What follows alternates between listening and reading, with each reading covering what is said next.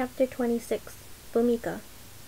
She learned of the fire when the conches sounded. Someone had attacked Lord Iskar's Haveli.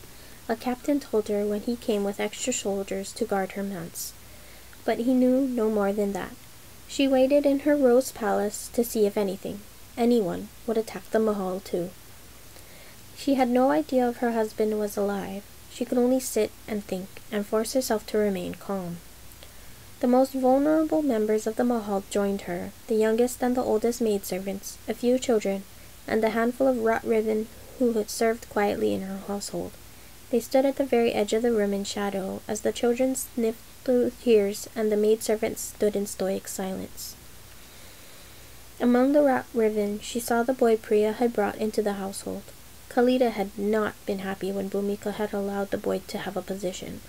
But the boy had not caused any trouble since. No complaints had been brought to Khalida, or by extension, to Bhumika herself. Bhumika had in fact thought little of him since allowing his employment. She thought of him now. It was easier to look at him, his hunched shoulders and his lowered chin, the way he held himself small and alert in the exact way Priya had when Bhumika had first brought her home, than it was to contemplate what could be happening beyond her manse's walls. "Come here, boy," she said, beckoning lightly to him. He approached slowly, then stopped, and sketched out an awkward bow. He was dressed in the serviceable tunic and dhoti, the kind of clothing given to any servant of the Mahal, but the shawl he wore over it was dirty, frayed at the edges. "Your shawl is filthy," she said. "Do you have nothing else?" He shook his head. "No, milady," he said, his voice a croak of nervousness. "Did you ask?" He shook his head once more. She glanced over at Khalida, who communicated, by way of arch of an eyebrow and a slight shake of her head, that the boy had not requested a new shawl or asked for help of any kind. "If you could, Khalida," Bhumika said. "My lady?" "My spare brown shawl," she said. "Please." Khalida brought the shawl over. It was plain, but well made from very fine and sturdy wool. It would keep him warm without showing stains easily. She placed it over his shoulders, telling him so. She realized he was shaking. "Rook," she said, and he startled. "There is no need to fear," she told him gently. "We are at the heart of the Mahal and well protected. All will be well. You will be well." The boy nodded slowly, not meeting her eyes. He wrapped the shawl tighter around himself, touching the cloth as if it were precious, priceless, more worthy than his own skin. A guard rapped on the doors and strode in. "My lady," he said. "He's here." Bhumika rose as swiftly as she could, which was not half as swiftly as she would have liked. "Take me to him," she said. Vikram was lying on the bed in his private chambers, his tunic removed. A physician was rebandaging a fresh wound in his side, a cut that was deep and bloody. He looked up at her, and Bhumika exhaled, a wordless noise of relief and of horror. "Husband," she said, and moved to sit by his side. Vikram took her hand in his own. He smelled of smoke and blood. "I am glad," he said brokenly. "So glad you were not there." He told her everything. Lord Iskar had been celebrating the birth of his son. It had been a beautiful event. Then the rebels had attacked. "And Lord Santosh?" she asked. "Unharmed," he said. He insisted on leading a force into the city to search for the rebels. His jaw tightened visibly with frustration and pain. "I tried to stop him, but my wound hindered me." "Were the rebels found?" she asked, but that was not what she really wanted to know. What had Santosh done in the city, with no oversight from her husband? How many innocent bystanders had he injured? How many homes and businesses had he damaged? How much destruction had followed in his wake? Frustration and anger gripped her at the reality that her injured husband could not lead the charge, that Santosh was accordingly gaining power more swiftly than she had even expected he would. "I do not know. I have sent men to follow him. I'll have news of the damage soon enough," Vikram said grimly. "But for now, I remain in ignorance. I could not leave. I could not follow him. I remained with Lord Iskar's body after his wife." He swallowed spasmodically. There was so much blood. His voice was choked. "Forgive me. I shouldn't speak of this to you." "Lord Iskar is dead?" Bhumika knew her horror had bled into her voice once more. "Yes." "And his wife?" "Yes." Among others, yes. She made appropriately soothing sounds of comfort, brushing her thumb over his hand, even as her mind raced. She thought of Ashok with fury. What happens now? She kept her voice low. She tried to sound as if she feared for Vikram specifically and not for anyone or anything else. Lord Santosh is already using this tragedy as an opportunity to increase his influence, said Vikram, and the Emperor will want what he always wants. I see, Bhumika said.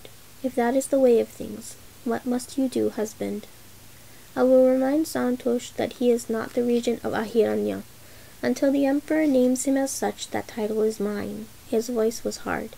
I will maintain my rule. I will kill the rebels, every masked one of them. And if the Emperor demands that women be burned and exile pained, I will do what I must. We will have peace. This is not how you quell conflict, thought Bhumika. But she did not say so. She stayed silent. I am tired, he said, his knuckles against his forehead, his face a picture of exhaustion. Tired of killing, tired of trying to make something of this forsaken place. But it is the only throne I have, and I shall seek to keep it. I have done my best by Ahiranya, and I will continue to do so. The rebels killed Lord Iskar. Mothers eased him, because of the poet and his women who were put to death, Bhumika said gently. So gently, as if her voice were a footstep on the most fragile sponge-sugar ground. Perhaps more death will only worsen this business. Be glad you were not there, said Vikram, or you wouldn't say such foolish things. He smoothed her hair. He believed he was comforting her. There will be more death, one way or another. But I promise you, my path will be far less bloody than the one Santosh would carve. Bhumika remained by her husband's side in the tense hours that followed, assisting the physician to administer a weak mixture of wine and needle flour, and the maids to daub away the remaining blood and ash on her husband's body. After the physician had been dismissed, Bhumika helped her husband redress in a new tunic and dhoti of light silk that would not aggravate his injury. Although she was mindful of his wound, he was still grayer than ever with pain by the time the task was done. A moment later there was a clamor beyond the door. Commander Jivan strode in without being announced, his white and gold armor scuffed with dirt and blood, his expression dark. His gaze flickered to Bhumika, then away as he bowed. My lord, said Jivan, are you well? No pleasantries, Vikram said shortly. Tell me everything. Jivan did. He described what Lord Santosh and his men had done in the city. Vikram's expression grew stormier. By the time Jivan fell silent, Vikram's face was so tight with pain and anger that Bhumika reached automatically for the needle flour concoction the physician had left. When she began to pour it, Vikram made a tight, angry gesture with his hand. No. She lowered the cup and the pitcher back down, offering him nothing. Bring Lord Santosh to me as soon as he returns, Vikram said to the commander. The second he arrives, I want him brought here. The second. Am I understood? He is on his way back, my lord, Commander Jivan said. My men are watching his progress. I'll see to it. Go, said Vikram. Commander Jivan bowed once more, then turned on his heel and departed. Bhumika, Vikram said eventually, you must leave now. She shook her head and cupped one of his hands in her own, her eyes lowered. I won't leave you until I am sure you're well, she murmured, every inch the devoted wife. Before he could protest again, she squeezed his hand tight and released it, saying, But I will wait on the balcony until Lord Santosh is gone, I promise. She swept out onto the shaded balcony, giving him no time to order her away again. From here she could see the grounds of the mahal, the sky. Standing at the far edge of the balcony, she was no longer visible to him from his bed. He would have to stand up if he wanted to seek her out, or shout if he wanted to send her away. She wasn't surprised when he remained silent. It wasn't long before the door opened again and Lord Santosh was announced. The voices were muted, but Bhumika could hear the heavy thud of Santosh's boots. His greeting. Vikram did not greet him in return. I have heard what you've done, Lord Santosh, said Vikram. There was a tone that Vikram used when he spoke to Santosh. It was a tone of diplomacy. for placating, for manipulating, for maintaining peace while navigating the thorniest of politics. That tone was gone. This bloodied night had clearly shattered his patience. With a bite to his voice, he said, "Shall I tell you what my soldiers witnessed? Buildings ransacked, men and women running for their lives, their homes destroyed, beggars with their throats slit." "Ahiranyi beggars," Santosh said dismissively. "You also damaged the Pink Lantern district," Vikram said, "the source of income for Ahiranya's highborn. You're aware of the value of the pleasure houses to Ahiranya's economy, surely. To the Emperor's coffers. You must be. So tell me, Lord Santosh, why did you do it?" There was a beat of silence. "The Ahiranyi killed Lord Iskar," Santosh said slowly, incredulous. "They nearly killed you." "Why did you do it?" Vikram repeated, voice clipped. Bhumika winced. Her husband was not hiding his anger. He should have consumed the needle flower when she had offered it to him, softened the edge of his pain for the sake of controlling his usually well-restrained temper. Agony had unleashed it far too well. "I did what was necessary to remind the Ahiranyi of their place," Santosh said after a pause. His voice was suddenly oily, cloying. Bhumika tightened her hand upon the balustrade and listened to the cadence of it. The warning in his sudden obsequiousness carried with it, "You've long been absent from the heart of the empire, General Vikram. Perhaps you do not understand the kind of governance Emperor Chandra expects of you. When brutes like these Ahiranyi kill our own, they must be crushed with greater might. They must all face justice." "You clearly do not understand Ahiranya, Lord Santosh," Vikram said in a level voice that did nothing to hide his fury. "You do not understand its people, not as I do. You do not know how to handle them. Your way will turn them into rabid dogs, biting the hands of their masters." She heard a grunt, a noise of agony, as he adjusted himself on the bed. When she had left him, he'd been leaning back against the bolster cushions. Now, hearing the intentness of his voice, she could well imagine the way he was leaning forward, pulling his wound, his eyes upon Santosh. She wished she were in the room, where she could read their faces and their bodies, but she could stand and listen, measuring her husband's strained breath and the weight of Santosh's heavy silence. "Here is something I know about the Ahiranyi," Vikram said. "When a rebel is put to death, be he a scribe or a poet or a murderer, the Ahiranyi people say to themselves, 'The man broke the law. Perhaps he deserved to die.' When the women burned, the people said, 'She was a rebel, was she not? She must have done something that brought her fate upon her. What happened to her will not happen to me.' They look for reasons, for rules, and through those rules they learn that as long as they are obedient, they will be safe. Their fear trains them. But tonight, Lord Santosh, you killed men and women who were not rebels, who knew nothing of what happened to Lord Iskar, who saw a lord of Parijat. You, Santosh, attacked them without provocation. Those Ahiranyi will look at your work and they will be frightened, angry. They will believe an injustice has been done to them, highborn and commander alike." "When the temple children burned," he added quietly, "I learned exactly how far the Ahiranyi people can be pushed, how an apparently senseless act can make the enemies of them. And you, Lord Santosh, you have pushed too far. You have united the Ahiranyi.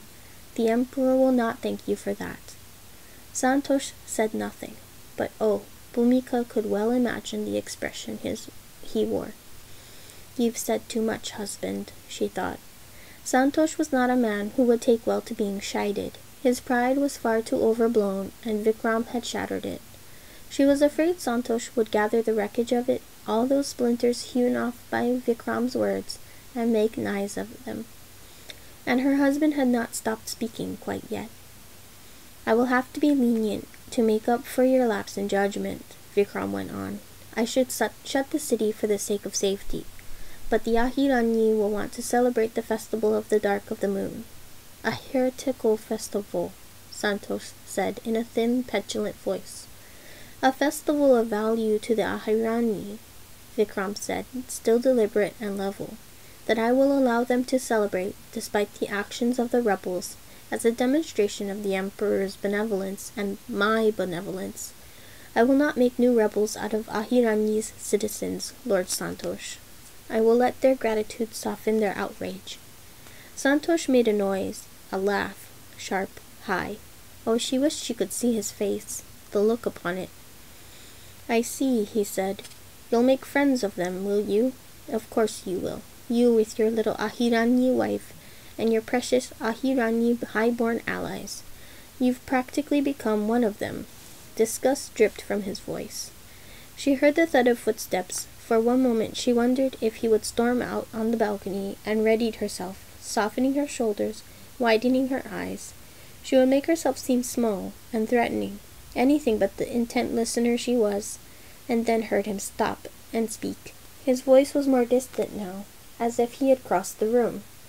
"Ahiranya will not be yours forever," Lord Santosh said. "It is barely yours now. Try to win the favor of the Ahirani if you like. Let them run your whorehouses and worship their monstrous gods. Let them. But winning their favor won't save your regency, Vikram. The Emperor is the one who will decide who rules. The Emperor sent me here. He will give me Ahiranya." "Whatever the Emperor asks of me, I will do," Vikram said. "Whatever he demands, I will give. But he has not named you as my replacement yet." "It has been a pleasure seeing you as always, Lord Santosh." She heard a door slam. Santosh was gone. When she was sure he would not return, she stepped back into the room. Vikram was leaning back once more, eyes closed, his mouth slightly parted as he breathed through the pain. She moved beside him, already considering what consequences that unfortunate conversation would have for her husband's regency, for Ahiranya.